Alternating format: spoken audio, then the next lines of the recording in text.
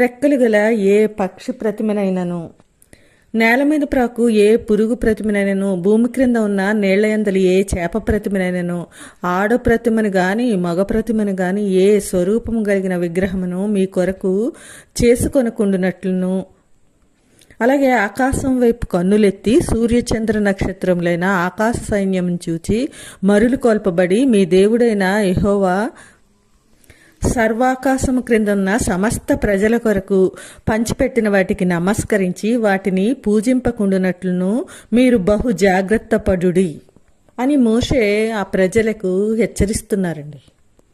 అలాగే యెషయా గ్రంథము 44వ అధ్యాయం 15లో చూసుకుంటే, ఒకడు పొయ్యి కట్టెలకు, దానికి ముందు 14వ వచనంలో, ఒకడు దేవదారు చెట్లను నరకవలనని పూనుకొను. వాళ్ళు అడవి వృక్షంలో ఏదో ఒక దాన్ని తీసుకొని పొయ్యి కట్టెలకి దాన్ని ఉపయోగిస్తారు. అలాగే వాటిలో కొంత తీసుకొని చలి కాచుకుంటారు, నిప్పు రాజబెట్టి రొట్టె కాల్చుకుంటారు. ఒక తుండు తీసుకొని దాంతో ఒక దేవతను చేసుకుని దానికి నమస్కారం చేస్తారు.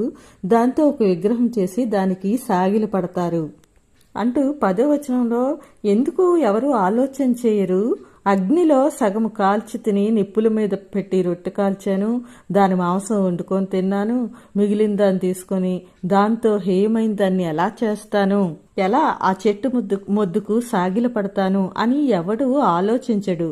యోచించుటకు ఎవరికి తెలివి లేదు, వివేచన లేదు అంటున్నారు ఆయన. యెషయా ప్రవక్త ద్వారా పలికిన దేవుని వాక్కు అది. ఇదే విషయం రోమీయులకు రాసిన పత్రికలో పౌలు గారు 1వ అధ్యాయము 23లో ఇలా అంటారు, వారు అక్షయుడగు దేవుని మహిమను క్షయమగు మనుష్యుల యొక్కయు పక్షుల యొక్కయు చతుస్పాద జంతువుల యొక్కయు పురుగుల యొక్కయు ప్రతిమా స్వరూపముగా మార్చిరి అని. అందుకే దేవుడు స్పష్టంగా చెప్పారు ఈ 2వ ఆజ్ఞలో, ఏదో